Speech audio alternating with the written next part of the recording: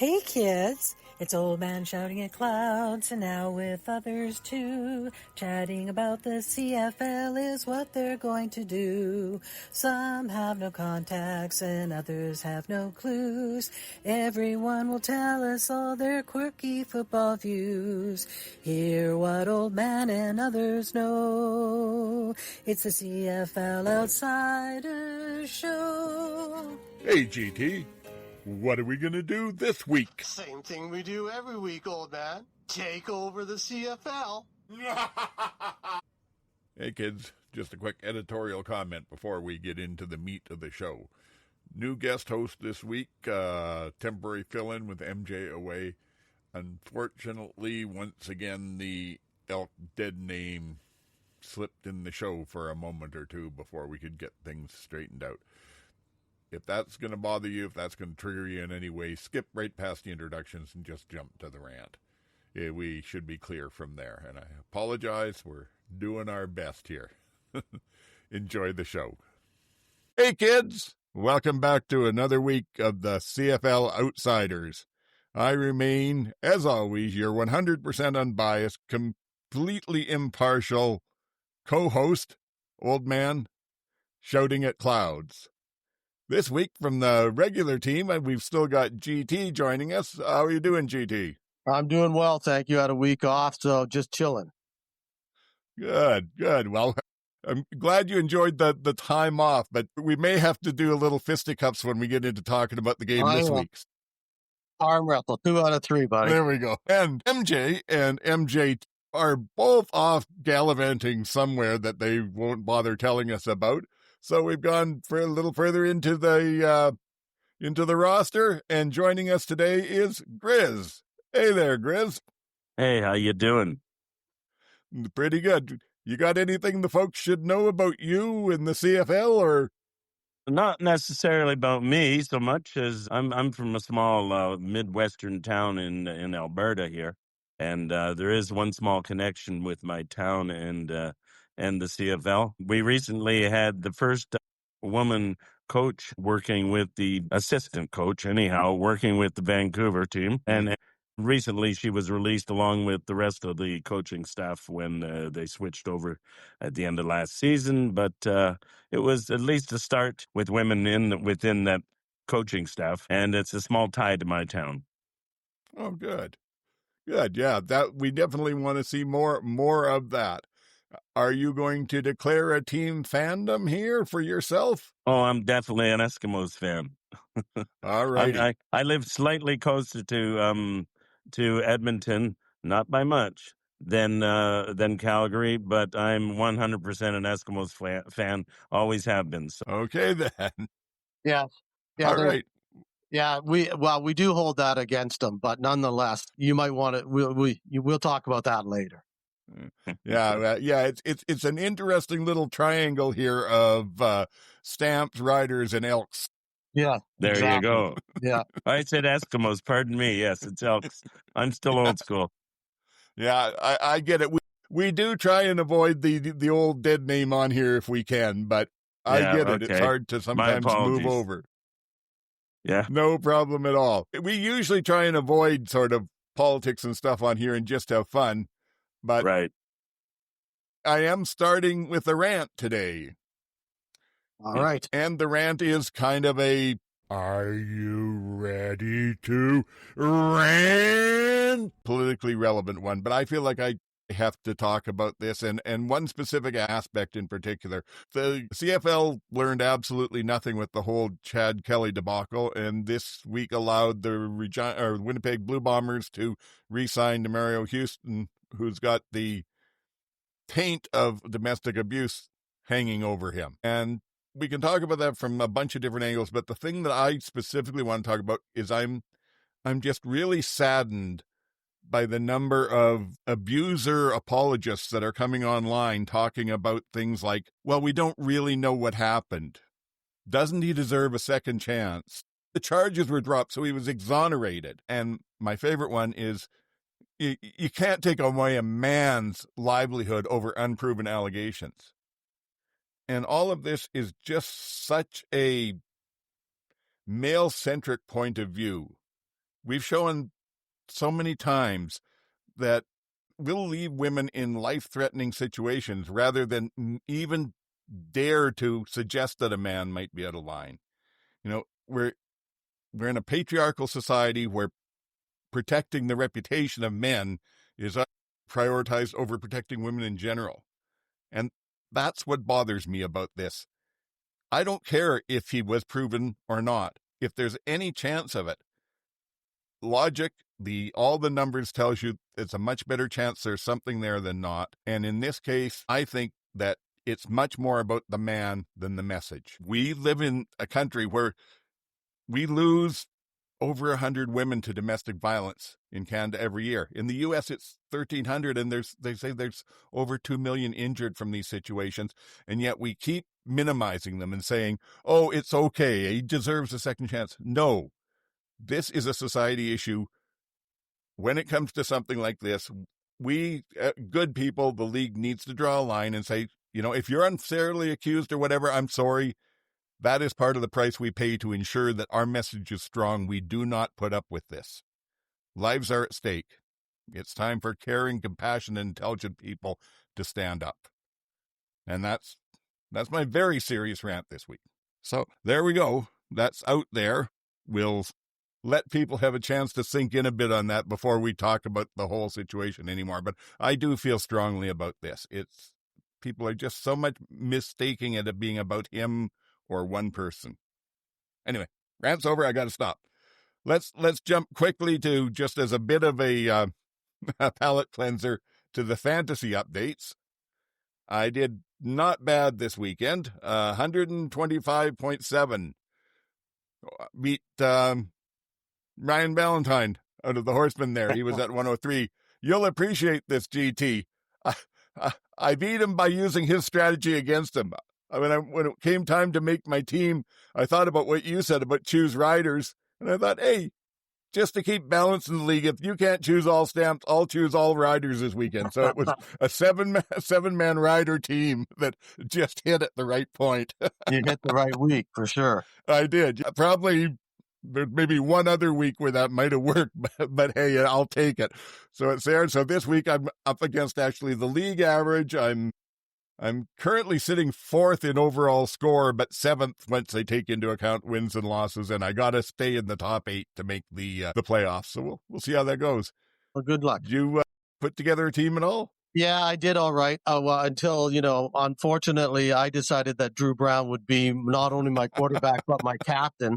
So that kind of took me out. But, I did have Hardy. I did have Olette. I did have Brady, who did well in the Winnipeg game. I picked a couple of other lesser guys that did all right for me. So I still ended up with, even with no quarterback, basically, I ended up with just under 90 points. So that's not too bad. Yeah, that's not bad at all. And you get those. I had, last year when I was playing it, I had a stretch of, I think it was 4 or 5 games where I called myself the quarterback killer. Every one of the games, either quarterback I picked either went out early or had one of those games like MBT had in Edmonton against, I think it was Hamilton last year, where he played the first half and still got 2 points. Yeah. So I'm happy that hasn't happened. But Dave, 90 is a good score with the injured quarterback in there. Yeah, it wasn't. Yeah, and I was glad I didn't pick Bo. I knew this week I wasn't going to, but this was definitely the week not to pick him. So I noticed a lot of people that did make that mistake. It was interesting. I think in the 17 of us from the podcasters in the league, I was checking it out, and I think over half of them had Bo. So interesting. And I had been riding Bo for about 4 weeks, so I picked the perfect time to jump off. Yeah, me too. And I thought that this was the week to jump off, and I did, but I just jumped onto the wrong horse again, unfortunately. So, yeah. There you go. Whatever. I had Nathan on the side, and then I thought, no, that's going to be a low-scoring game. Oops. Not really. Yeah. I have a feeling a lot of us are going to be feasting on lions in the fantasy. Yeah, I agree. I don't partake in the fantasy drafts at all. I don't find I have time for them. Yeah, well, yes. I just started and a couple of weeks ago, Griz, and it didn't. It's actually more fun than I thought it would be. But I do it, and then I don't look at it at all until after the weekend. I don't pay attention during the games themselves because I just want to watch the games. And then after the weekend, I look and see what that's okay. So yeah, it's just curious. I will take responsibility for corrupting the youth here and getting GT hooked on it. So you hang around here too long, who knows? Yeah, possibly. Like I say, it's just a time consumption for me. I too much on my plate as it is. Yeah, exactly. Well, and to tell you the truth, until I started doing the podcast, I didn't bother because I always figured, yeah, that's nice, but it just focuses on the fancy ball carrying athletes. It's got nothing to do with where the game is actually played. But once I started into it, I realized, yeah, it's still fun. Yeah, it's a different thing. Moving on, PETA. This was a publicity stunt by PETA this week, or at least this is my opinion. Calls attention to the fact that there's these factory farms that really shouldn't exist. And I will admit, I'm not on board with the cruelty of the levels that some of the farming is done. So I'm good with that. But I personally don't think the amount of leather that goes into footballs is going to make a big difference in how the livestock industry is managed. But I thought I'd put that out there. PETA came after the CFL and NFL for saying that they shouldn't be using all leather in their footballs. And then they did have a bit of a horror story about, probably conditions that maybe could be cleaned up in the slaughtering of the animals. But what did you think about it? I laughed. I couldn't believe it. I was like, the headline was on 3 down, and then what in the story itself actually was a quote. I thought they were just making it up. Imagine the horror of the cows. And I'm like, cows don't have horror. I'm sorry. I honestly think sometimes human beings are the smartest and dumbest animals on this planet. Why do we consistently think other animals act like we do? They don't. We just, sure, there's stress on other animals. Other animals have to definitely, have emotions, et cetera, et cetera. I understand that. But we cannot anamorphize or whatever that term is and carry ourselves over into this. You think, I don't know, what's an example you can use? You think dogs look at, or cats look at mice and go, imagine the horror as I'm tearing this mouse apart? You think a lion tries to be gentle on a gazelle? No, they're animals. They don't have the same kind of feelings. So get over it. Yes, you can clean up and there's ways to make it more humane. Absolutely. But trying to bring human emotions onto other animals is a ridiculous thing. Just a ridiculous thing. Well, one small question here. Is it not pigskin that they use for footballs, not leather from cows? Is it not pig leather they use anyhow? That's a good question. I'm pretty sure it's called pigskin for a reason. Yeah, when it's all right. Football's called a pigskin, right? Yeah. Is it not? I've never thought about that, whether it still is or something different. Leather can be made, but leather can come from many different animals, and pig leather is a leather. And I'm pretty sure a pigskin is the reason it's called a pigskin is because it's made from pigskin. A football's known as a pigskin, right? Yeah. But it's a term, and I'm sure the reason being is because it's made out of pig hide. Yeah, that That's makes the point of perfect interest. sense. You make So I don't think there's any point. horror in the cow population whatsoever.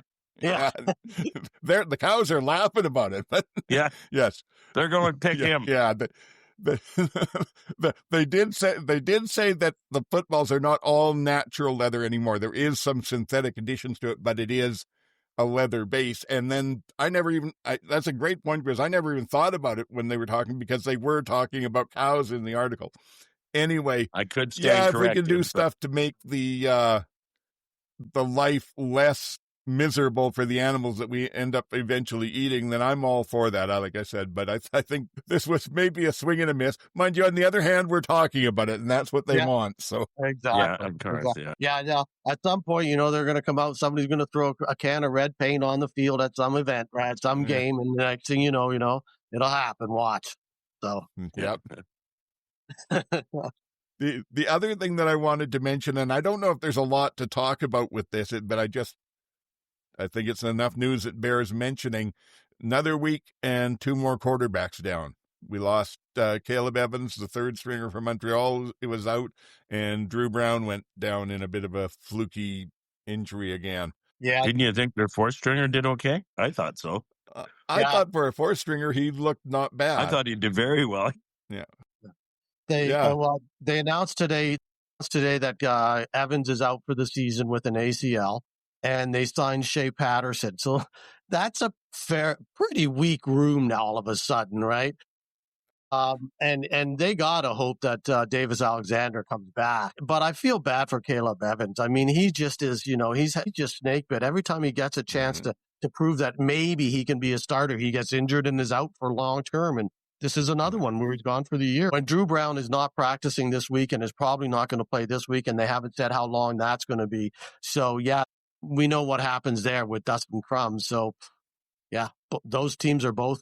That's not good for either of those teams. That's for sure. Yeah, they're in tough. I can't even think of the name now. It's completely escaping me. The fourth stringer they put in. Help me. Where do I have it written down? And just because you asked, I forgot. Yeah, of course. I got it written down too, but pages away. It doesn't even stick with us. This is how far they're into the depth charts. Yeah. Evans is Morgan. Yeah. Okay. Yeah. So Josh Morgan. Yeah. Josh Morgan. Sounds about right. So my point, what I was going to say is, it's a considerable difference to go from starting the room with a quarterback room that is Alexander, MBT that you're still expecting him to play, and Evans, to Morgan, Dukes, and Patterson. That's a downgrade. They sure are glad that they got 5 wins early in the year, because they're going to be tough to get 5 more through the rest of the year if Davis Alexander doesn't come back. That Morgan fella had an awful arm on him, though. He was throwing some balls really well. Yeah, no, he looked good. Yeah. He looked good, but again, that's we were going to talk. We talked about it during the game, but I was going to, But anyways, that's not good for either of those teams to lose more quarterbacks. Not good for the league to lose more quarterbacks. But again, I don't know that you can do much more about it, because in both of those cases, there was certainly not much more you could have done to protect the quarterback. So no, we'll talk about them when we get there. Yeah, for sure. Yeah. Okay, the next little bit I had here was the news that broke that next year the Argos will be playing home games in Winnipeg, Saskatchewan, and Hamilton.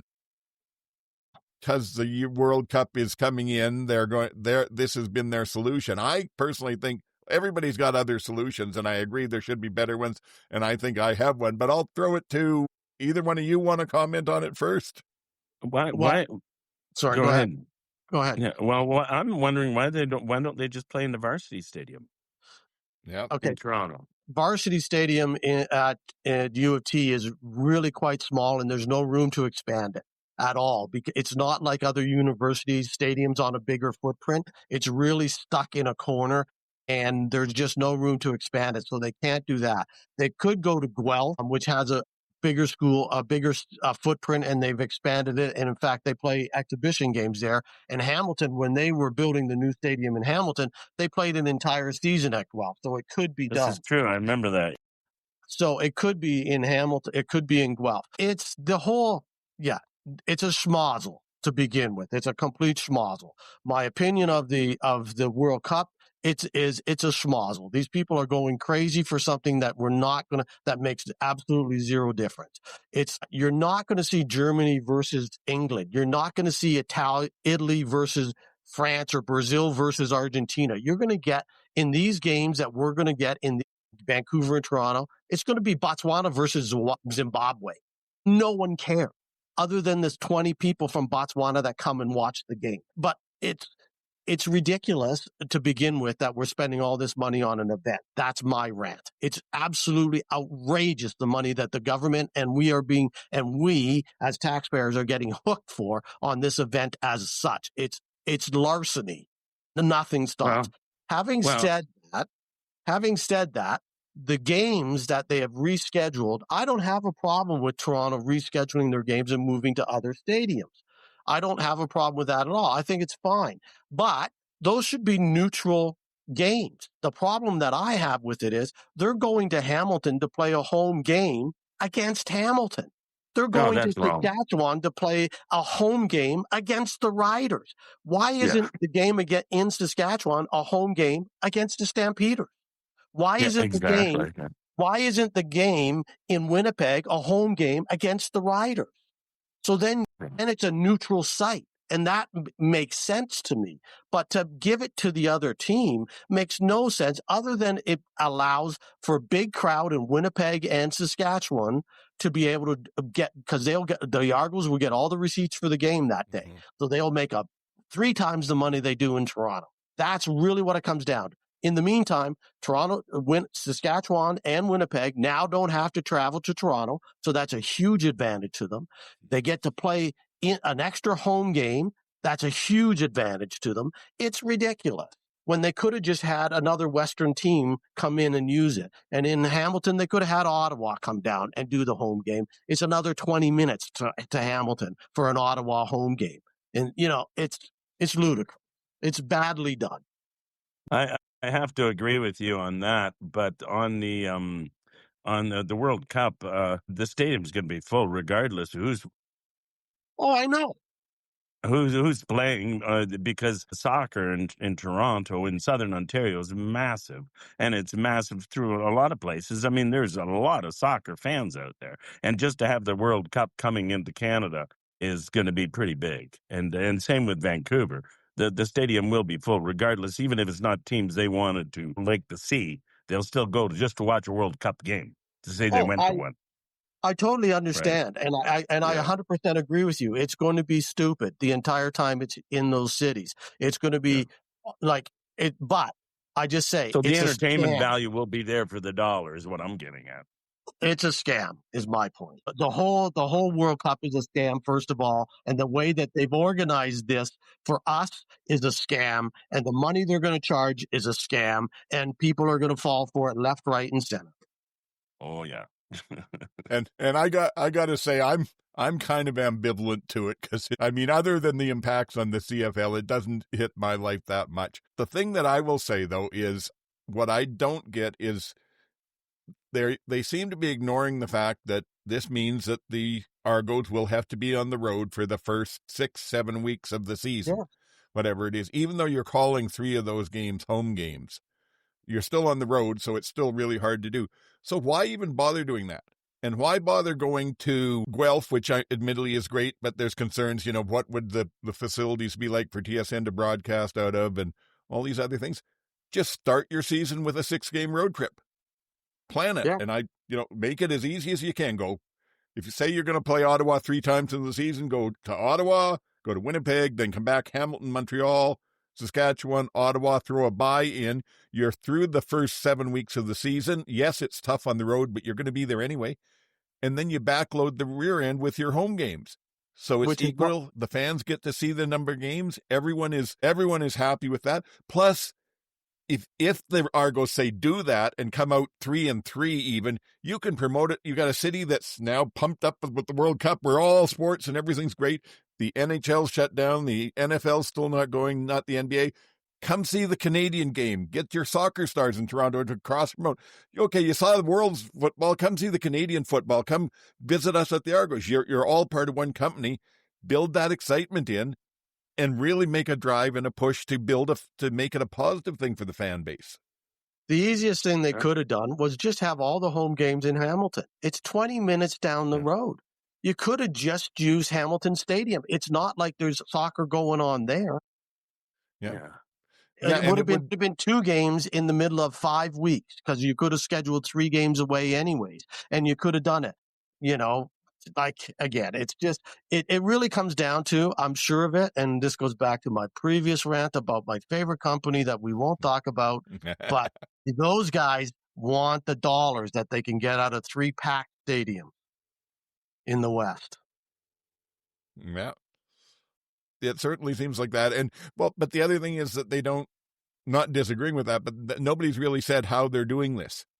What's happening? Are the Argos renting Mosaic Stadium for a game and running a game? And if that's the case, do they get the home locker room because they're renting the stadium? They should. They're the home team. Do they get to put all the advertising on the big screen? Do they get to control all of the in the concessions and that? You're renting the city. You should be able to. To me, it's just of probably the 6 or 7 things you could think of doing, they picked the worst one, I think. Yeah, no, I agree. It's a schmozzle. There's no doubt about it. We knew it was going to happen. We knew something was going to be a mess, and they just made it the biggest mess possible. Yeah. And sorry, and I was going to say, and apparently this is going to affect BC, and we haven't heard anything about it because they basically said, well, don't worry about it. We'll do a couple of games somewhere else in the province as specialty games. So anyway, that's one more thing. We're getting down towards the games, but I did have a couple other things I did want to just jump into was Taylor Elgersma.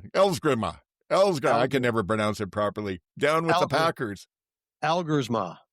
There we go. News that, if anybody hasn't heard, is that got in the first preseason game, and I think through 3 passes, got in the second preseason game ahead of the established number 3 and played, they said, almost a quarter and a half, led 2 touchdown drives and 1 for a field goal, got sacked once, but from what I'm hearing, the coaches sound like they're taking a serious look at him. Now, out there in the social media, that seems to be either, oh, yeah, he's solid, he's got a lock, or he could be the next Brett Favre, but he wouldn't make it because of NFL politics. So what do you think? I think he's going to probably end up on the practice roster because of the politics. But I think it's going to be, but he could end up on the roster if he gets another chance. And I think they said he's going to play again.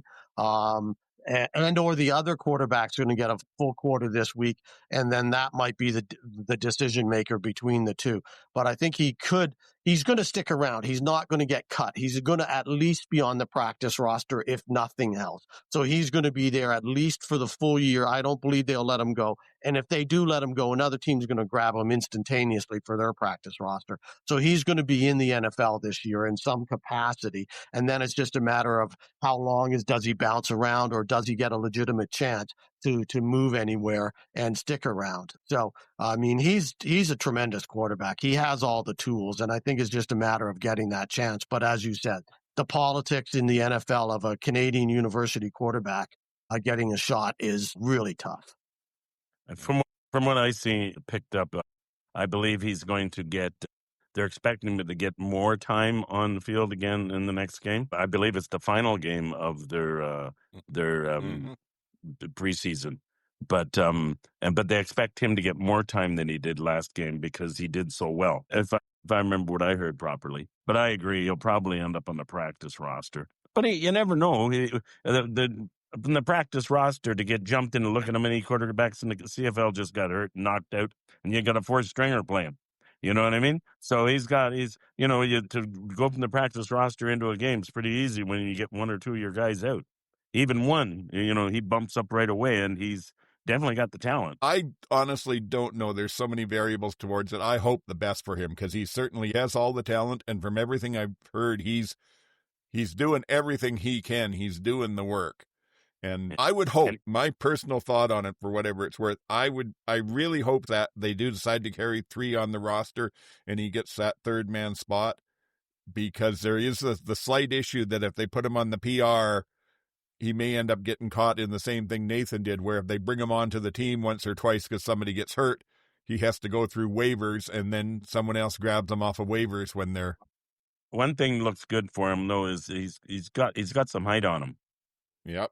Oh yeah, right, and that's important in the NFL, right? So, he's NFL size. There's no doubt about it. He's absolutely. He's 6'5", 240 or something. He's NFL size. Yeah.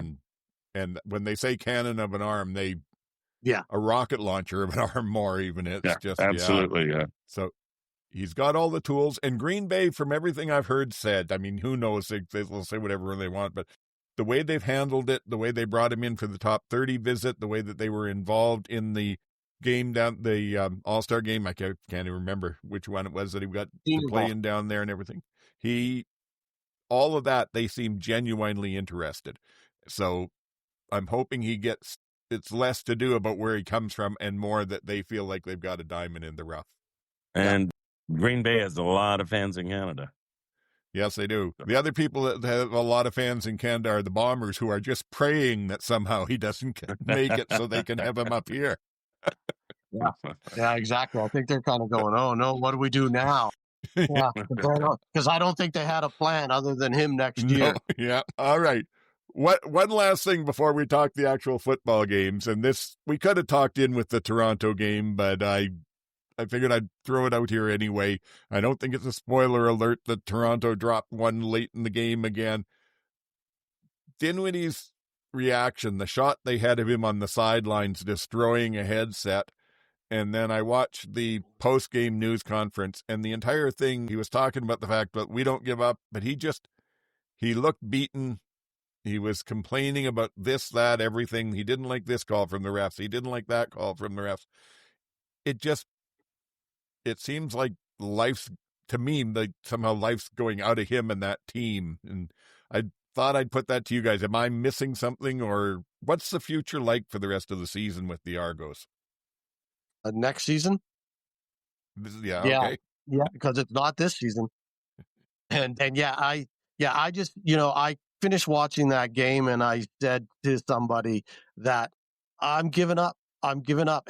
So far this year, I keep saying they're going to get better. They're going to turn it around. They have too much talent. And now I've just decided, no, they're not. They're a bad team, and they look like a bad team, and they continue to do things that just they can't win. They can't get over that hump, and that's a bad team. So I don't see them winning more than 2-3 more games the rest of the year. If they get to, they're at 2 now. If they get to 5, they would be very lucky. I just don't see it.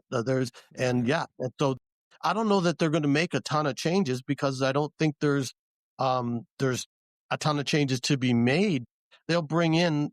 I think they just kind of survive the year and then retrench in the off year. They'll probably bring in some NFL cuts in late September, October, when the roster expands.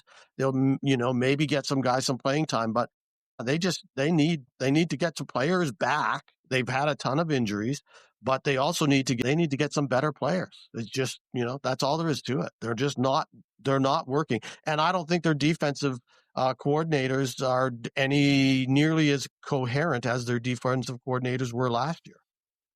So I kind of thought it was a good game, but well, yes, those green and gold tinted glasses. But any time when you see a coach or anybody like that trashing equipment just out of frustration, when they know they're on the big TV, you know what I mean? I think they should be a little bit more in control. That really looks like a pretty childish act to me. To me, I don't know. I could see them just putting their head down and shaking their head or something, but ripping a set of headphones off and throwing them on the ground and and jumping up and down, on them. That's pretty bad. Yes, I've heard folks say it's a good game. Yeah, I've heard folks say that to his credit, he didn't go full Moss. The Gatorade coolers were safe in that, but that's a bit of a low bar. Yeah, the only thing I would say a little different from where you're coming from, GT, I might expect to see a bit more changes coming in, not to try and salvage this year, but it's fairly obvious there's some positions that you've got that you're not there yet. So if you've got somebody on the negotiation list, if there's an NFL cut, if there's something like that, why not bring them in and give them half a dozen games to develop at the end of this year and see if they're worth bringing back next year or something. So time for that kind of experimentation. Yeah, no, I agree. That's 100%. That's what I think they're going to do. I just don't know how much you can a lot of times when that happens, they cycle through guys 2 or 3 games. I'm not sure anybody. My point was, I'm not sure there's going to be somebody that starts next week and is this, is still there at the end of the year. I think they're going to start cycling guys rather than trying to fix this year. I think they're going to start cycling for next year. Yeah, going into rebuild mode. Yep. Yeah. Smartest thing they can probably do. Yeah. All righty, so let's maybe move on to what happened in the games, and we started out with Ottawa going into Winnipeg on the Thursday night and coming out just short for 30 for Winnipeg, 27 for Ottawa. I'll run through a couple of quick things that I just saw about the game. And that, I mean, Ottawa showed that they were plucky. They were down 20-3 at the half again. So another time when the Bombers were up by 17 points on someone and let them climb right back into it. But then, unfortunately, Drew Brown decided he was going to pretend he was Trey Ford on a play and made an absolutely fantastic scramble, escape, and got a pass downfield that was completed and got hurt in the end of the play. And that they managed to still move in, finish the touchdown drive. That got them back into it. Then they came back, even with Dustin Crum in there, they came back a little bit later and got another touchdown. Sorry. So they were down 27-20 with 3 minutes to go. Winnipeg was up like this. And this is when that game got, I thought, really interesting. And we saw two just terrible coaching decisions.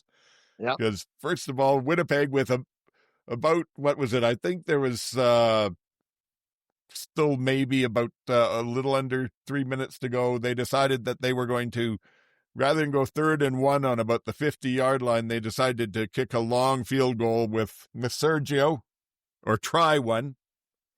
So they'd be up by 10 points instead of 7. They missed the field goal, and Khalil Pimpleton ran her back all the way. Shades of a few other games that were ending that way this year. Bad. So that was my first bad decision. Why? You probably had 4 or 5 options there. Why kick that field goal? But they did. And then Winnipeg gets the ball back and they march a bit. And it's looking like they can get back and, maybe win the game. And Zach throws an interception. So with, what was it? I believe it was 46 seconds left. Ottawa takes over their ball on their own 20. And here's the second one, the other bad coaching decision that lost the game. You run the ball twice. The worst case scenario, if you don't get any yards and Winnipeg takes their time out in the middle of that, you're still kicking to them, punting to them with about 3 or 4 seconds on the clock, and you're playing in overtime with all the momentum. But Tommy Condell decides, no, we'll throw the ball, which suddenly changes the whole thing, throws the ball incomplete. Then he goes back to running, doesn't get the first down. They have to get the punt back to Winnipeg. They make a couple of plays, and Sergio comes back and kicks the long one for the field goal. So not a great game, but entertaining. And just to me, it was, again, Ottawa making too many mistakes to overcome. Have I missed anything? What do you guys think about how the game went? Well, it was interesting. I thought it was the beginning of some bad coaching decisions all weekend long. In some where I just thought, like, what are these? Sometimes I don't know what they're thinking. I thought it was amusing that when Crum came in, I thought, oh no, is it going to be yet another Crum back against Winnipeg? Against Winnipeg, I thought that would have been very amusing. And I thought he looked good with driving the ball, but I also thought was Winnipeg imitating BC's defensive coverage from a couple of weeks ago, because they were just in a deep shell and he was just throwing underneath all the time and driving the ball, and they were scoring on it. So it worked. There was a couple of really nice catches. I thought Justin Hardy's catch early in the game on their first drive when he went up high to catch it, that was a beautiful catch. I also thought Winnipeg came to play early and was out physicaling Ottawa on all 3 phases of the game. They were just more physical than Ottawa was and looked like they wanted it more. As you said, they didn't have the second half. They don't seem to be able to sustain an entire game at that level. But coming out of the gate, they were definitely more physical than. Yeah, I don't know. I agree. What both of you said. It just it was up and down so much. It was hard to really get the flow of it. You know what I mean? It was definitely all Winnipeg to begin with. So it was I thought it was going to be a ho-hum game, right? But then the whole second half was up and down continuously. It was hard to get the flow, right? Yep. So, but then Crum, I thought, really made it interesting anyhow, as far as keeping them Ottawa in the game, right? Yeah, definitely. Interesting, and kept there, right? He looked he still didn't look fantastic, but he looked better than he has in the past. He was actually making some reads and completing more passes than I expected him to. But you're right. It's hard to know what that game was. It was like neither really team had an identity. They were almost like just whatever works. At the end of the weekend, I sat back and went, well, it was no week 10.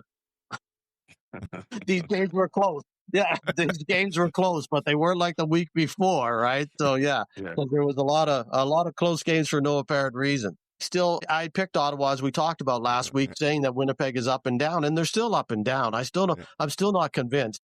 They have Montreal this week, so they should win. But I'm still not convinced they're that great a team. They're just, I think that they're winning. That's the only way I can put it. Yeah, exactly. You never know what Montreal might do, though. They've shown themselves once in a while to come in and play a good game still, even with the backup, right? Yeah. Well, I think it tells you something about how I feel about Winnipeg, that even with Montreal where they are, I'm still thinking about that pick. I don't know for sure yet.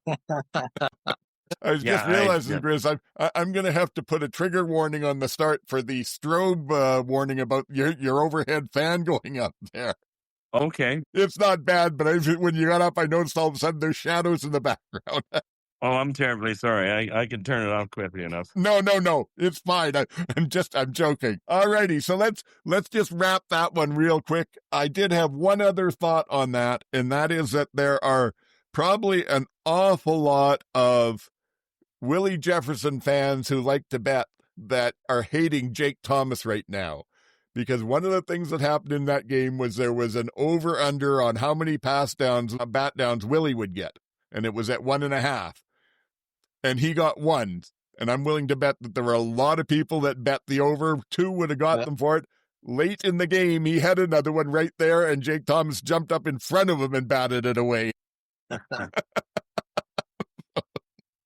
So they won't be happy. Some money lost. Yeah. Anyway, let's move on to... But that was...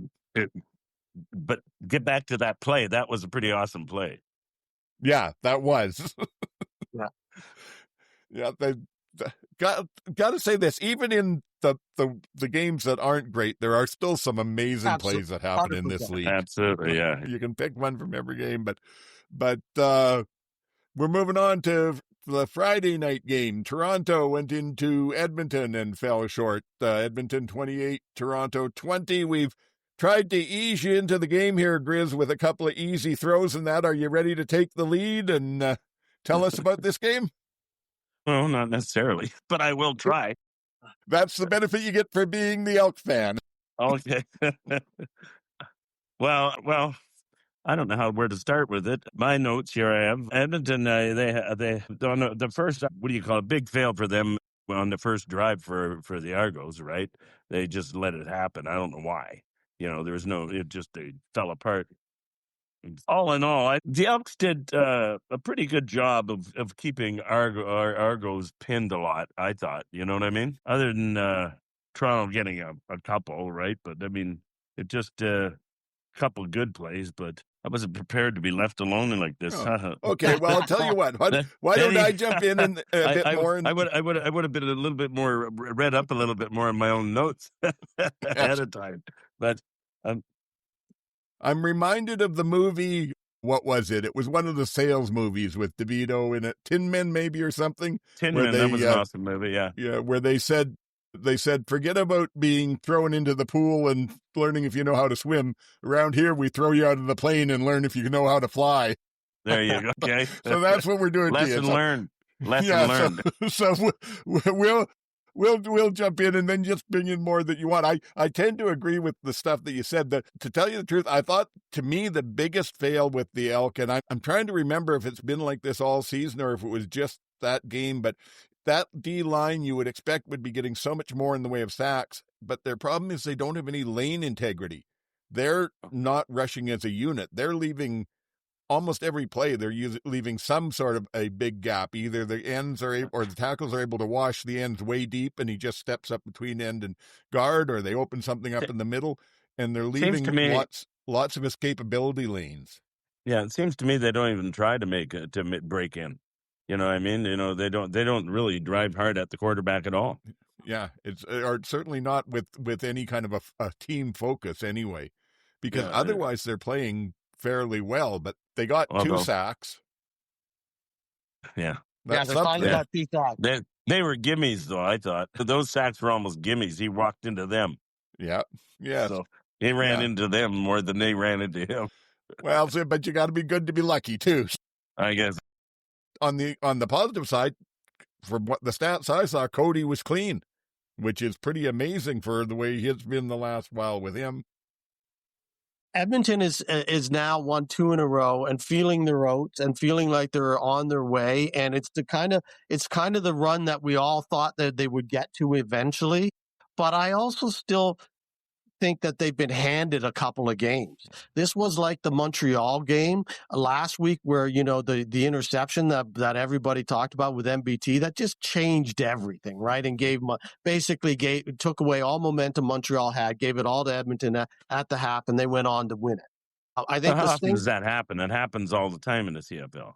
One play will turn a game around. Oh, 100%. I agree with you, Griz. I'm not saying that. I'm just saying that they've had a confluence of these for 2 games in a row where they've had this happen, where I don't think they've played that great. I just think that the other team has kind of played badly enough that not saying that Edmonton's been horrible like they were early in the year. They've definitely been better. But again, like Toronto gave them these. Toronto hit a crossbar on their first drive. Then Janarian and Grant did this dumbest thing I've ever seen. I don't know what he was thinking. It looked like he was watching for birds in the sky or something when that punt came in. He had no idea it was coming down. Then he reaches out with one hand, lets it bounce off, bobbles in. It's a complete disaster. Then 2 plays later, because Toronto starts at their own goal line, there are 2 and out. They have to punt to Edmonton. Edmonton gets the ball, gets a really good run back, plus Toronto gets no yards. That should have given them even more yards. And then on the next play, Edmonton's in the end zone. If Janarian and Grant hadn't done that, but that gives Edmonton the momentum now. They're in the game again when they shouldn't have been in the game, but they were. And then later on, when Toronto has a chance to steal it all away, Haggerty has a complete brain meltdown. And I don't know what he's thinking, and just decides to run around rather than punt the ball and give it back to Edmonton, and they score and game's over. It was just like, come on, what are you guys doing? As well as all the other stuff that goes on regularly during a game. I have to admit, Edmonton, I don't find it was as good a game as the Montreal game, to be honest with you.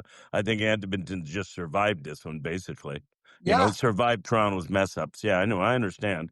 But because like I even put down in my notes, it was pretty much a whole hum game, but it's just the good guys won. You know what I mean? Yeah. But I don't know. I just kept thinking this game's kind of like, and then something would happen and you go, oh, this game's pretty good. And then it was like, oh, no, here, something else is happening. It's just one of those. Yeah. There was that one punt that how does he fumble such an important punt when they were back to him, right? You know what I mean? It was just like, oh my God, sort of thing. But he kind of recovered a bit. So yes, I don't know. We're not talking about punt fumbles in Ryderville right now. Those are it's and the thing is, I agree pretty much with what you guys have said. The game could have gone either way. There were mistakes made both ways, and then at the end, it was still decided in the last 3 minutes because they were within 8 points. And on, I think, about the 30 or 35 when Toronto finally threw 3 incompletes to get the turnover on downs. But even that wasn't easy because the officials on the third one threw up an interference penalty on Ross on a bit of an out on Herslow that from everything I saw I have no idea how you could call that. I've seen a lot of people saying, what was the replay center doing going in there, making a call that changed the end of the game? They gave the win to Edmonton. And my question was, what was the official doing making a ticky-tack call like that at the end of the game, trying to extend a drive? It never should have been thrown. That's my thought. Feel free to disagree. That makes for good radio. I thought to some extent, Dinwiddie did have some legitimate complaints about some of the calls. I mean, the call on Heslop when he got the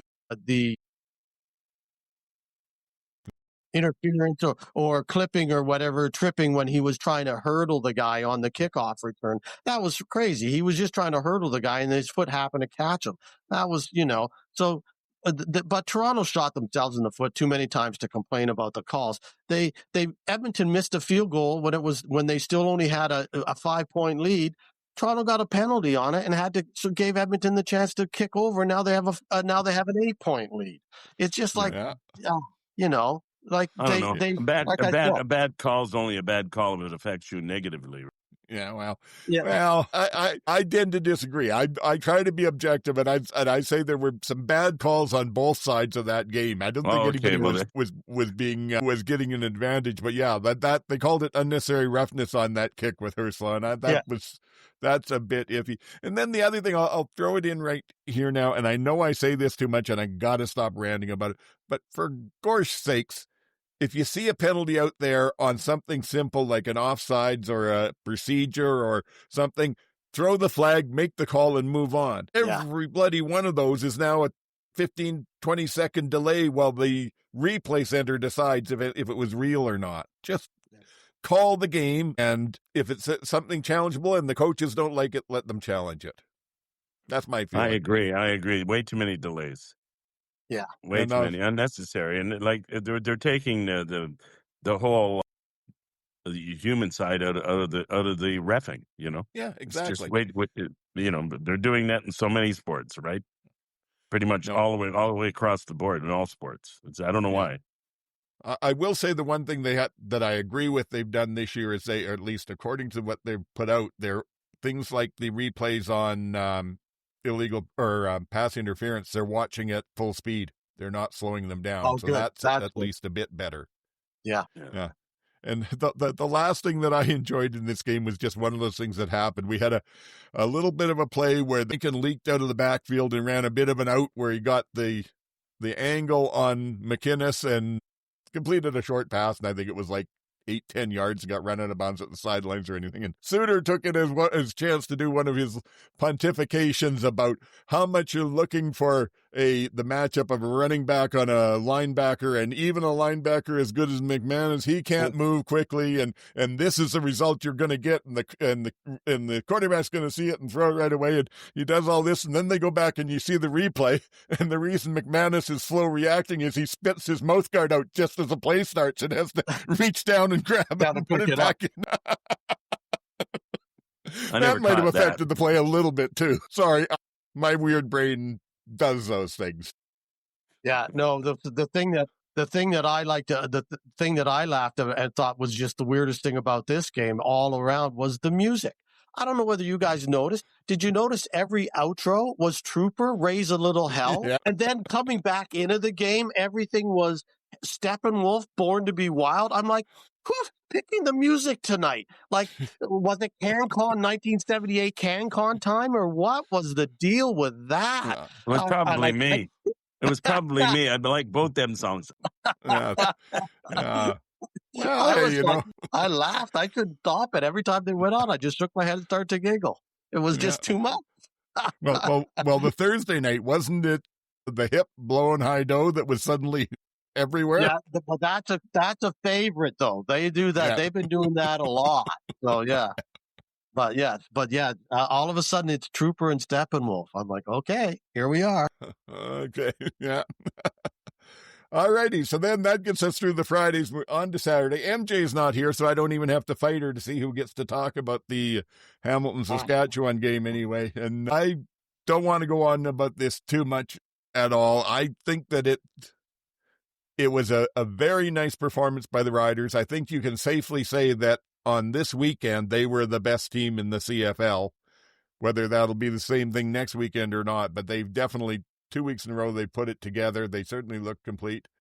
Early on in the game, Hamilton was able to move the first couple of drives on them a bit, and they managed to still hold them to field goals. They overcame the way Hamilton decided to defend them was to put heavy pressure on Trevor and try and jump the short routes, and that worked. They almost picked off 3 balls. One of them they did pick off, and then not too long after that, Saskatchewan responded by running a double move on one of the DBs, jumping it, and I think it was a 50 or 60-yard open touchdown to Myers that put them ahead, and it just really kind of went on from there. For some reason, I don't know what it is. The game was a bit of a letdown. Yeah, well, it was as far as if you're not a Rider fan, it was maybe I'll turn this off at halftime game but for a Rider fan, it was huge. And I don't know what it is. There is something about the Riders defense that has Hamilton's number, because I was looking at, I think they mentioned this in the game, but I was looking at Bo's touchdown to interception ratio against the rest of the league is 21 touchdowns, 1 interception. Against the Riders, it's 1-4. 1 touchdown, 4 interceptions, and they done this to him two games in a row. It was the defense stood up when they needed to. Even that second field goal came after the Harris interception, fairly deep in their own end zone. Or no, I don't think it did, because after that one was they did get that, and then Milligan took it back. Or no, sorry, losing my mind. I'm going to have to edit this out. That was after that, yeah. After Harris got intercepted, they held him to the field goal. Then later in the game, the reason Rider fans don't talk about fumble punts is that Gus McCrae fumbled one deep in the Riders' end zone that got nowhere because Milligan picked off Bo on the goal line for that one. Yeah, so it was just dominant by the Riders' defense, and Trevor, for whatever reason, was being able to pick apart the Ticats defense pretty much at will. But Lauder still only went 3 for 5. He hit a 59-yarder with the win, but still only 2 for 5 with it. What else did I have here? Yeah, says something about that second half. Why non-Rider fans probably would have turned it off was that I realized it was 23 seconds left in the third quarter when Bo got his first completion of the half, or at least his first one to a Tiger Cat. He'd thrown 2 to the Riders by then. And then the last thing. So I'll just say the last that I love the fact that it was family day at the stadium there, and they really leaned into it. They had Trevor's son announcing the team over the intercom. They had a great shot of Bo signing a jersey for a fan on all the sea of green, a guy wearing a Ticats jersey, getting Bo to sign it for him and proudly putting it on. I love to see that. They showed a photo from the last time they won the Grey Cup in 2013. 7 different Riders had babies, so they had a shot of all the babies in their strollers with the jerseys hung over them. Just the family of football. Yeah, they had that. They really made a bit of that. Yeah, did a good job on that. Yeah, for sure. But I was just to comment on maybe why they have Bo's number now is because when he was with Calgary, they couldn't get his number at all. No, right? So. Yeah. Maybe now, they got him with a lesser team. Yeah. New coach, because, we spent years cursing Bo. For sure. Everybody did. Yeah. Anyhow. The last thing outside of Calgary. Yes, exactly. Yes. The last thing that I'll mention is just, I got this from the radio show. Luke Mullender was saying that Tommy Stevens' dad came out to the game, and it was the first time he met him. He said, I could not believe it, but that man makes Tommy look like a little baby. Wow. I guess his father is even more cute. So anyway, that's all my thoughts from Rider, Bill. Jump in. What did you guys think, other than that? Yeah, it could be boring if you weren't cheering for the right team. I wasn't cheering for a team. I was watching for a good game. Yeah. I thought Saskatchewan was full value for the win, and I thought Hamilton was full value for the loss. I thought this was a lot of bad coaching by Hamilton as well. Those first 2 drives, as you said, Trevor almost threw an interception on his second pass of the game to Moxley. Then he was intercepted on the second drive. Both times Hamilton had them down at less than inside the 5-yard line and third down, and decided to go for field goals. I mean, what is Saskatchewan's offense? It's Trevor moves the ball nice and slow down the field. And they kept saying how they've got more long plays than anybody else, but that's not their offense. When you have the chance to put your throat or your foot on the neck of your opponent early in the game, that was a dumb call by Milanovic, especially on the second drive. I could see on the first one, take the 3 points, but on the second one, you could have gone for it. And even if you don't, you've got him at you turn the ball over at the 2-yard line or 1-yard line, whatever. Instead you give the ball up at the 40. Trevor throws a 60-yarder to Meyer. 7-6, Saskatchewan's on the way. Any momentum you had is gone. I thought that was horrible coaching by Milanovic. And then they were playing catch up. What's Hamilton's offense? Long bombs. They have to make them up, but they only do that. They play from ahead. Hamilton plays from ahead when they're winning all year. So far, those games that they won, when they're behind, they don't make up. They can't make it up because their defense isn't that good either. And so I just thought, again, they just made some bad coaching decisions, and Bo looked off. I thought their offense looked like not in sync at all. There was one time where Lawler went completely left and Bo threw completely right, and the ball landed in between the two of them. And they weren't on the same page at all. I just thought, again, as I say, taking nothing away from the Riders. I think they played a very good game, but I also think Hamilton played a very bad game and made some very serious coaching errors throughout the game. Saskatchewan, they sent a message to the league, according to Corey. So we'll see if the message is. We'll see if the message is heard. Yeah. Well, right now they are the best team in the league, right? So they are the best team in the league. So right now, like I said, right now, right now they are. Absolutely. I've been around this game long enough to know that could be a whole different thing in 2 or 3 weeks, depending on how the injuries play out and what else goes on in that. But absolutely, that's why I've been a Rider fan long enough to know that I just enjoy this feeling while it's here. I think on 2 and Out last night, Sheldon was saying, maybe it's time to set aside that Rider fan PTSD. Maybe we can actually say, this has been 2 really good games, 3 fairly good games in a row. Maybe we just stop worrying about them. And I'm sitting there thinking, no, I've been doing this far too long to ever get comfortable with the Riders. Yeah. Oh, well, that's true of any team, though. As soon as you get real comfortable with them, they're going to mess something up. Yeah. Well, they've got what? They've got Calgary this week, and then Banjo Bowl and Labor Day, right? Yeah. So it's next 3 games. They're pretty important for them. So. Yes, it is. And I think personally, my feeling is that if they do beat Calgary and split that Winnipeg one, they're in a pretty good spot in the driver's seat to take first place. I think they've got first pretty much locked. It's going to be anyways, I just feel like that. I just feel like they've got first locked. Yeah. Even if they don't, I don't think they're running away with it, but I think they'll end up with it. Yeah. My feeling is, like I said, even if they don't beat Calgary by over 14, so Calgary still has the series, if they can win specifically the Calgary game and one of the 2 out of Winnipeg is what I'm saying. But if Calgary beats them, even if they win the 2 against Winnipeg, I'm still not sitting terribly comfortable because there's still a lot of the games to go. And I'm hearing people out there saying, well, whatever the Riders do, don't go 16-2 because that's the curse, Hey, I want to make sure at this point, I want to make sure that we get 9 wins this year, and then we'll go from there. Yeah. I was listening to the broadcast this morning on the radio, and they were doing the deciphering as to what Edmonton had to do to make the playoffs. And I thought, boy, there's sure some dreamers in this town. Yeah.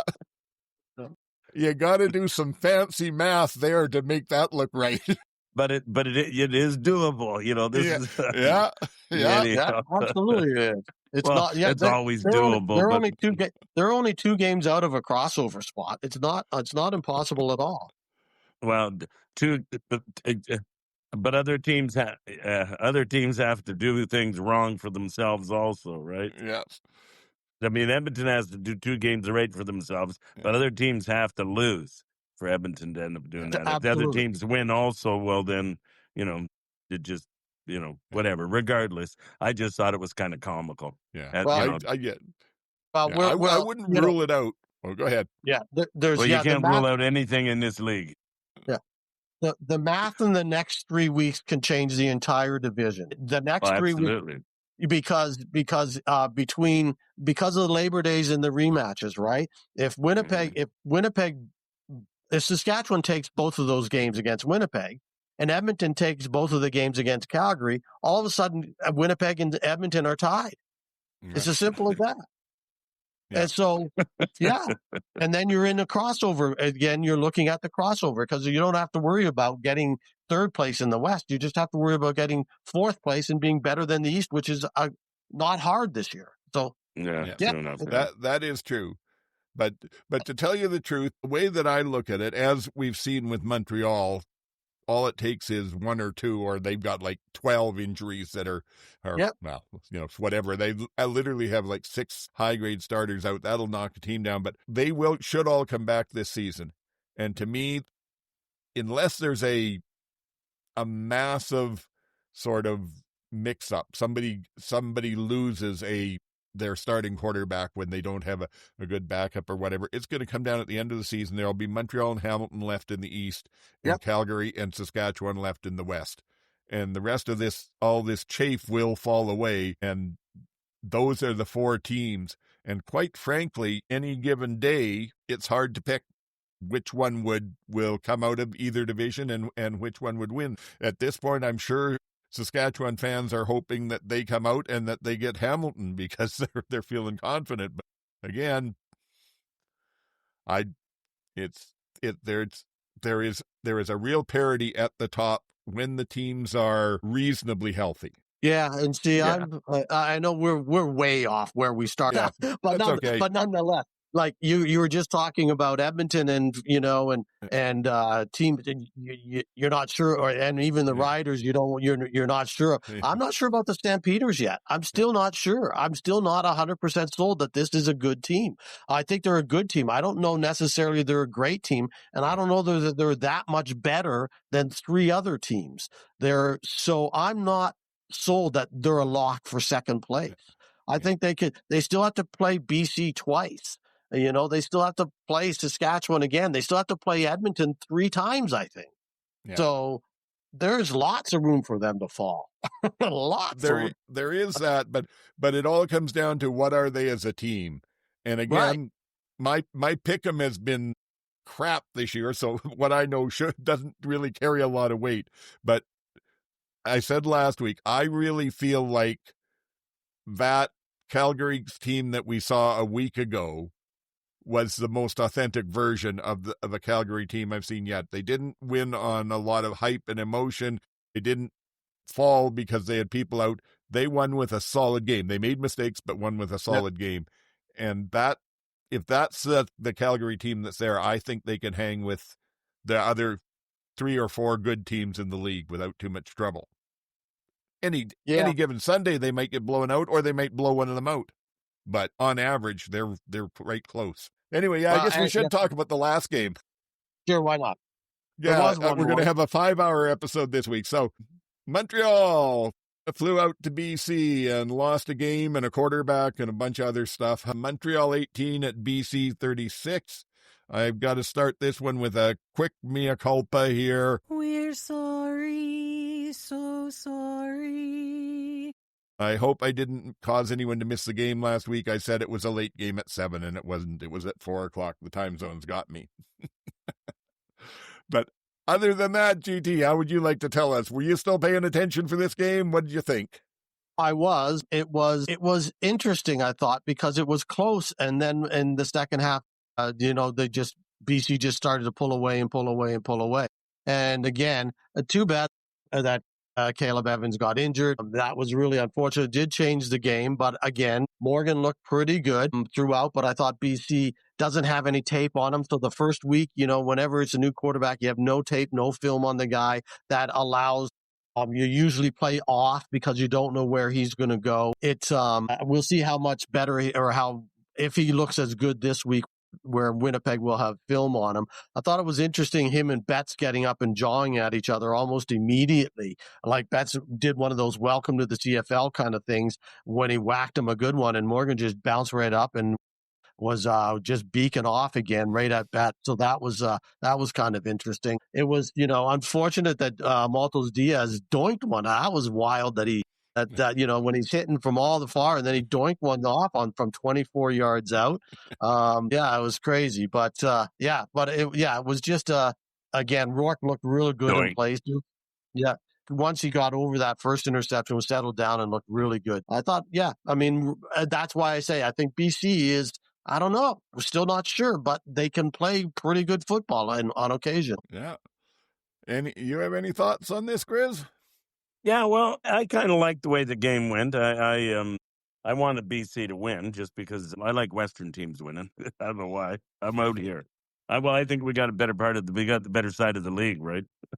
But anyhow, no, it stayed an interesting game, even though it was kind of one-sided. You know what I mean? It was a little lopsided on the score, I thought, but it still stayed interesting enough. That boink thing that went on, they stretched that out for a bit. I had to chuckle when you just used it. It brought it back. Anyhow, yeah. But, and that was amazing. He missed that from 24 yards. Yeah.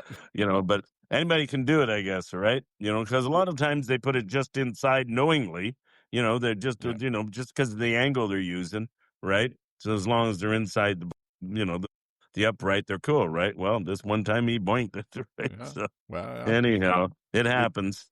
But yeah, it tells you just how good they have to be to hit as consistently as they do. Because you miss your toe by a half inch on the ball, and that happens. yeah, What they do game after game is amazing. yeah. But once again, like I said earlier in the show here, that Morgan's had some really good throws. He was throwing really well. You know what I mean? I thought he had a really good arm. He played quite well after coming in. You know, I mean, he probably never thought he'd see field time at all this year, right? So, right? You know what I mean? And he came in. I just thought he was let down a lot by the receivers. You know, they should have had some of them. You know, they're right on the money, and they just didn't. I'm not sure if maybe the way the ball's coming in is what they're not used to or what, right? But they should have had them, and they would have turned the game around, right? Yeah. So, mind you, they are also down to some of their lower level receivers. Their top two ones are out. So, I suppose, yeah. He's a fourth round pick originally in the NFL, so it's not like he has no pedigree at all.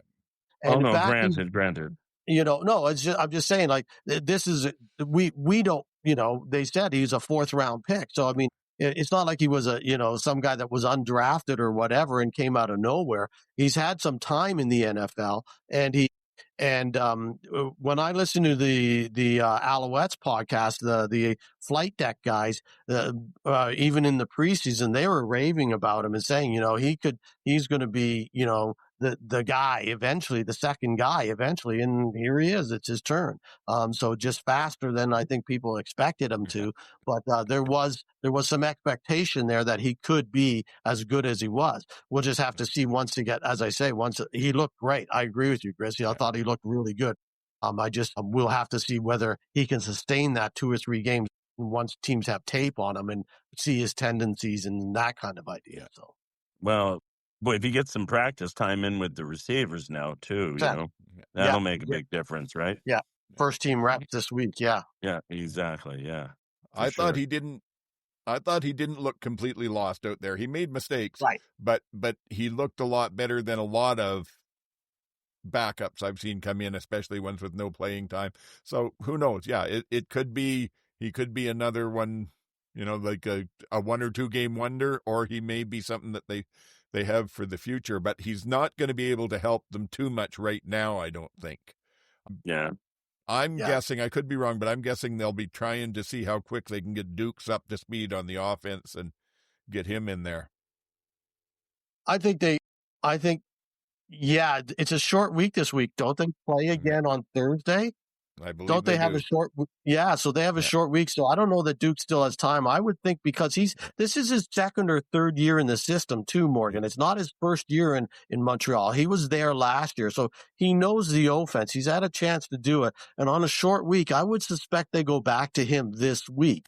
And if he performs, then you're not in any rush for Dukes. But if he doesn't perform, then I would think Dukes will be in there next week. That would make sense to me.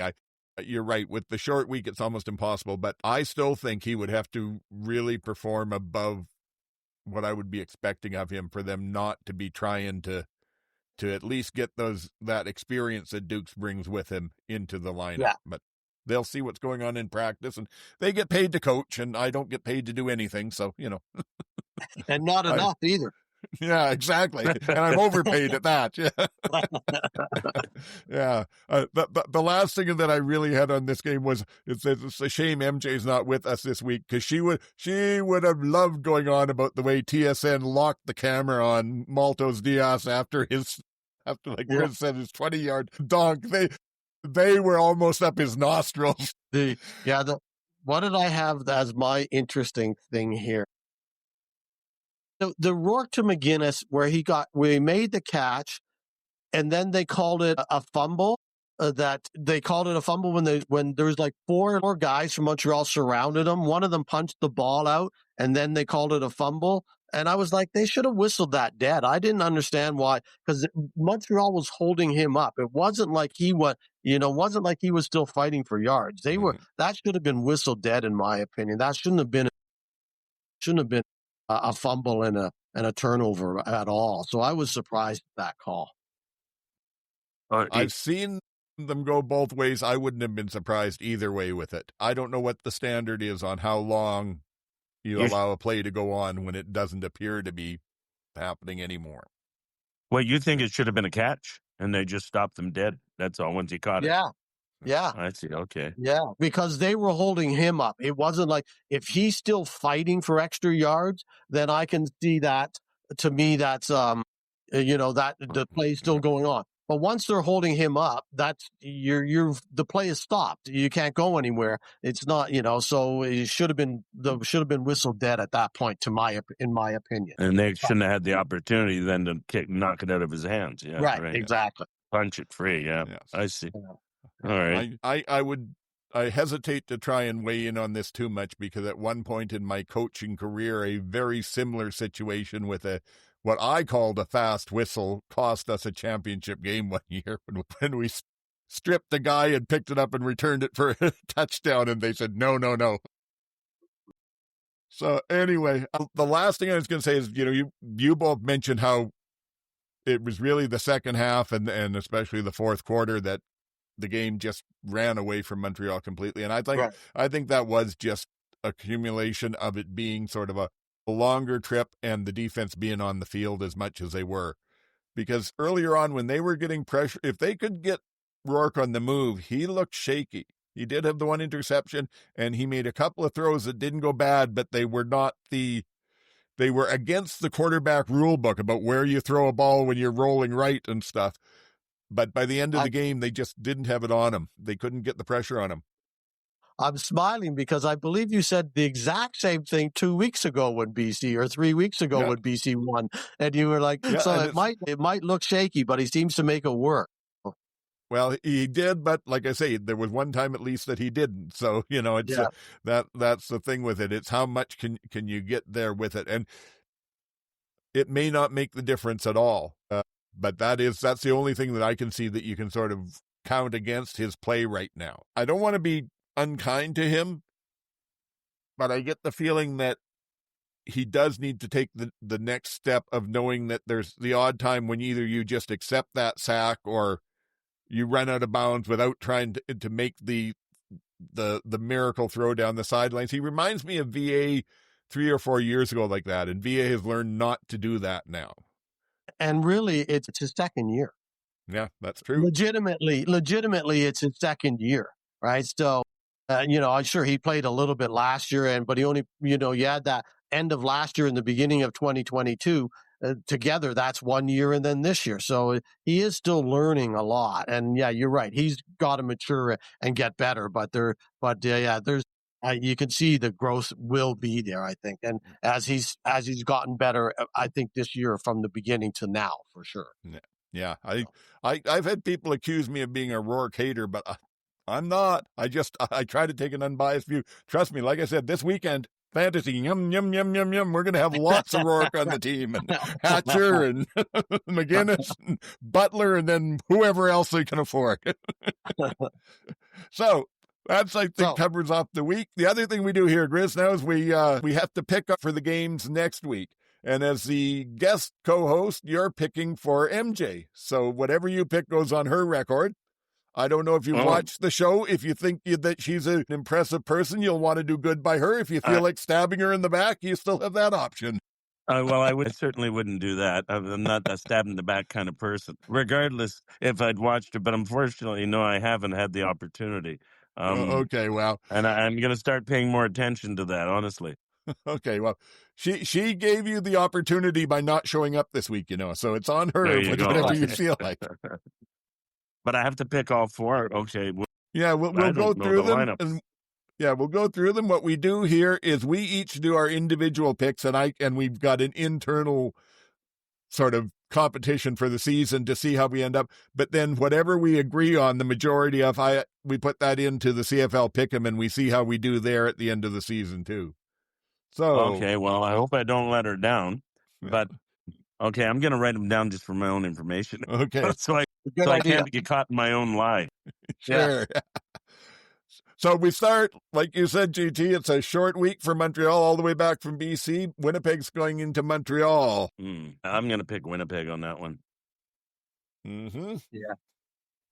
Yeah, it makes most sense. You kind of got to go Winnipeg, but it's I'm not 100%. What's the word? With low confidence? Is that yes. the term we're using? Yeah, Winnipeg with low confidence. Yeah, back in the day on Pick'em, there used to be, you had to set your confidence level between 0 and 100, and this would be a 1. But yeah, I'll go with Winnipeg too.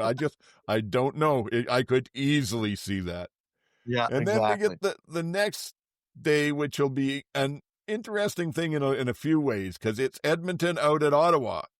It's looking like Drew will be out. He's missed the first 2 days of practice, and Bob Dice, sorry, losing my mind there. Bob Dice has said he doesn't expect him back. He's not ruled out, but he doesn't expect him back this weekend. So it's probably Edmonton in Ottawa against, I'm guessing, Crum. Yeah.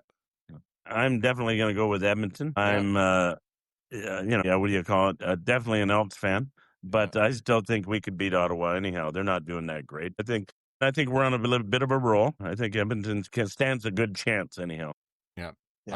I agree with you. I think this is Edmonton's game to lose. If they lose, I can't see them. I don't know why they would lose, because Ottawa just is not that good right now. Unless, again, Justin Hardy has this outstanding game and scores 3 touchdowns somehow. That's the only way to do it. I can't see them. Yes, and I'll go along with the two of you on this as well. I'm going with Edmonton on it. I'm not absolutely certain because, again, it's a weird year. And to tell you the truth, it's been hard to tell with Edmonton what they are because of the level of competition they've played against. And they went in against the Riders and almost came back and won that game. They went against Toronto and they did win it, but it wasn't necessarily that much more impressive a game. And so I think that I'm happy for them. They're on the roll. I think they should win this weekend. How they perform against Calgary in the Labor Day game, that I think is going to give at least me a better read on where are they really at.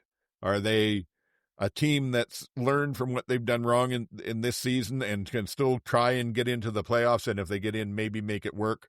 Or are they just riding a bit of a mirage? It's always been a tough win for Edmonton on the Labor Day game, but they've done it once in a while, so we'll see. Yes, they have. But even besides the Labor Day part of it, just the fact that Calgary is a legitimate test, and that. So even if they lose to Calgary, but they lose by under a touchdown, a respectable loss. Yeah, then that says good things for them. Anyway, the next one, we go into the Saturday morning game, I guess. Yeah. Early game on Saturday. BC goes into Toronto, what I've got labeled here as Fantasy Feasting Day. And I'll take BC. Yeah. That's definitely a BC game. Yeah, I'm not picking Toronto again until they prove me wrong. I'm just not picking them ever until I'm done with them, as I said. So it's BC's game. Yeah. Yeah, and I've been doing fairly well with a lot of teams. For some reason, it seems to me that it's Calgary and Ottawa that mess me up. No matter what I pick there, I get it wrong. So the weeks I liked best were the weeks where Calgary were playing Ottawa, because I could only get one game wrong there, whereas every other week I was getting them both wrong. Anyway, so we're going, but that takes us to the the game that everybody says is going to tell us a lot about the West. It might. I don't know. It might just tell us what's happening on one specific day. Saskatchewan goes into Calgary. And I will declare early to keep inner peace with the fellow I share my brain with. It's close enough. I'll take Saskatchewan.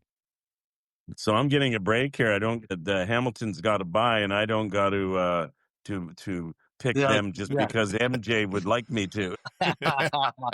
Because I was expecting you to say you skated through that one. Yeah. Yep. Lucky timing. All right. Well, you've got a guy that lives in your head. I've got one too. Unfortunately, mine's not quite as confident, but I'm still going to go Calgary. I still am going to go Calgary. So okay. I got to go with Calgary too, I think, actually. Okay, so that's the tiebreaker. Yeah. The Outsiders will be taking Calgary in the official pick'em. All right. And I have a feeling MJ would have said something about a VA vibe and picked Calgary anyway. So I think things stayed true here. You're right. Yeah. Oh, yeah? Yeah. Yes. Well, that's it. We're about at the end. What do you think for your first opportunity, Griz? Did you enjoy it? Well, I absolutely enjoyed it. I hope I did all right with my little bit of input, but I know I quite enjoyed it. Maybe one time you'll have me back again if I get the opportunity, to have a host. You have 2 standbys already, but, I'd be more than willing to come back on. It was a lot of fun. Well, thank you for that. And definitely we have 1 standby. We have MJ2. So between her and you, if you're willing to come back, I would love to have you back. It's great to get a different opinion from, just the different point of view in the league. I thought you did pretty damn good here. There was some stumbling around in that, but wait till you hear the edit. I can get pretty good at taking some of that stuff out. Okay. There's times I can almost make myself sound intelligent, so that's amazing. Right on. Right on. Cool. All righty. Did you? Thank you very much for the opportunity. You're both quite welcome. It was a good time. Yes. We normally, if anybody does social media, we give them a chance to say where people can find them if they want to follow them on here. And other than that, any other closing thoughts you had? No, I'm going to skip the social media thing. Okay. Other than I am on Facebook, but not under that name. Yeah. Well, hey, we can keep things as private as we want here. Yeah. No, if they want to find me on Facebook, you can't miss the face. Yeah. Okay. Yeah. Well, that's it. I was going to say I occasionally get requests to blur faces on here, but it's usually the fans asking me to blur my own out. So. And GT, any closing thoughts? No, I'm looking forward to this weekend and in the next little next 3 weeks, I think manages a lot of the rest of the season, just pulling up the standings and having a quick look at it. It's getting tight in the West when you look at it, and then you look at the schedule, and the next 3 weeks are going to really tighten up the West and look at the crossover to the East. So I'm thinking it's going to be real interesting in the next little while. And as always, for the occasional time, you can find me at GT Barnum on Blue Sky. Okay, great. Yeah, we're officially halfway through the season. Yep. Week 11 out of 21, I guess a little past halfway, and it seems to me like we just started. I'm always amazed at the way the season flies by. But thank you to the both of you. Thank you to everybody out there for joining in. I can be found, I'm on Blue Sky at Oldman-SAC. The show is on both Blue Sky and X at the CFL Outsiders. And you can get the email, old-fashioned email, if you want to comment on anything outside of the open comments, is oldman.shoutingatclouds, all one word, at shaw.ca. So, thank you. I hope you've enjoyed this. Think about subscribing on your podcatcher and on YouTube, both of them, because then we get double counts and it makes us look even better.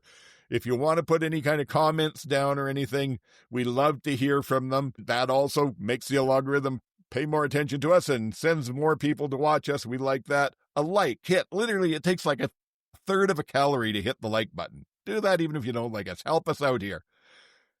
Hope you've had a great time. Hope you have a wonderful weekend and we all enjoy some great CFL football as usual. So until next week, for Griz and GT, this is Old Man saying, get the hell off my lawn.